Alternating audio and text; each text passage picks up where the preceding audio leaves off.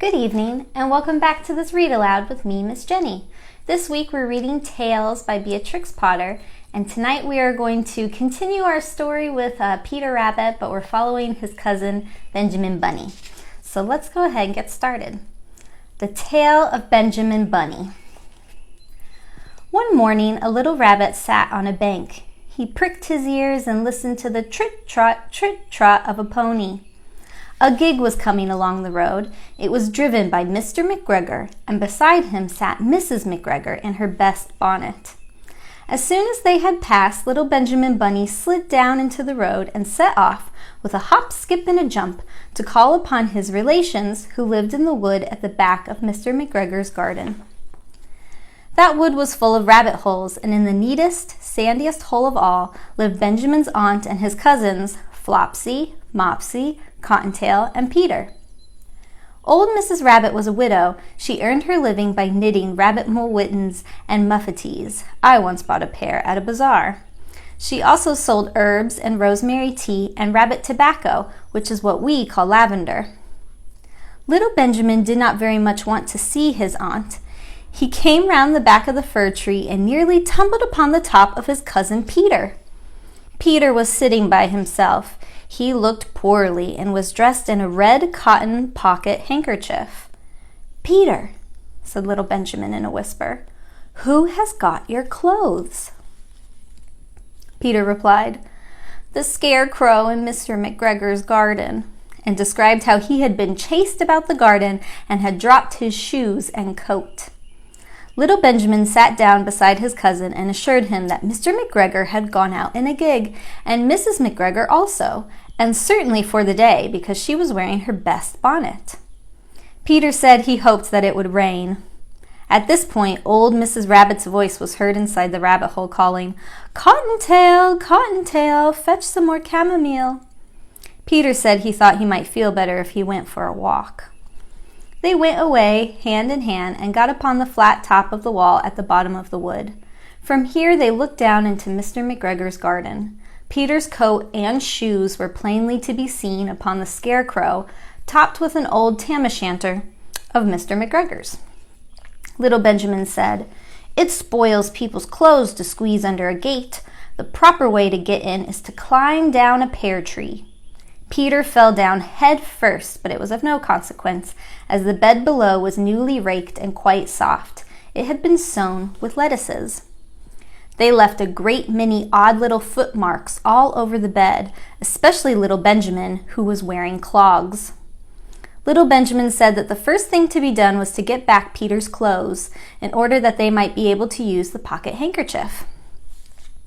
They took them off the scarecrow. There had been rain during the night. There was water in the shoes, and the coat was somewhat shrunk. Benjamin tried on the tam-o'-shanter, but it was too big for him. Then he suggested that they should fill the pocket handkerchief with onions as a little present for his aunt. Peter did not seem to be enjoying himself. He kept hearing noises. Benjamin, on the contrary, was perfectly at home and ate a lettuce leaf. He said that he was in the habit of coming to the garden with his father to get lettuces for their Sunday dinner.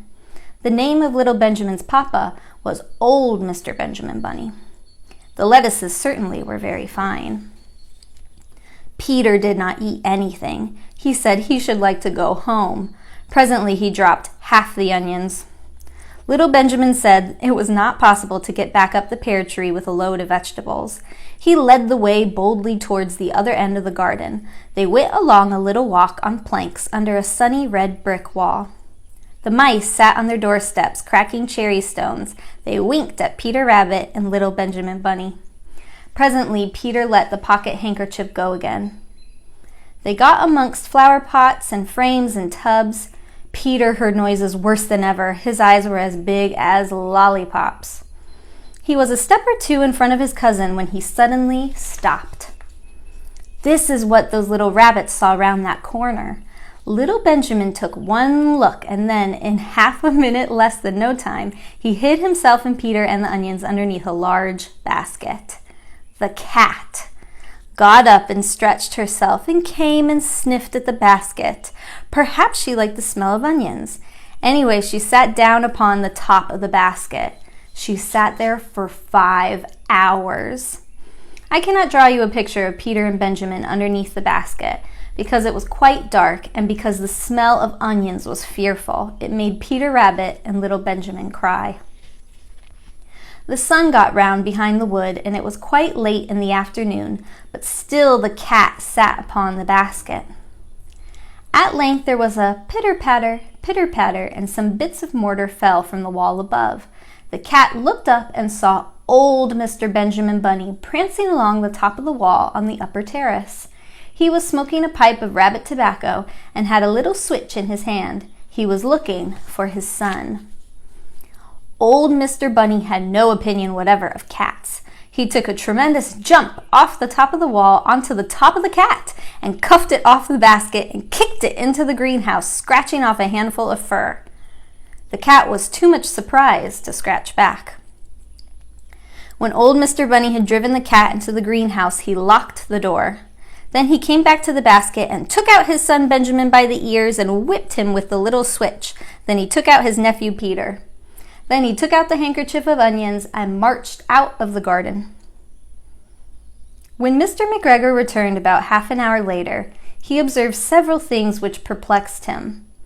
It looked as though some person had been walking all over the garden in a pair of clogs, only the footmarks were too ridiculously little. Also, he could not understand how the cat could have managed to shut herself up inside the greenhouse, locking the door upon the outside.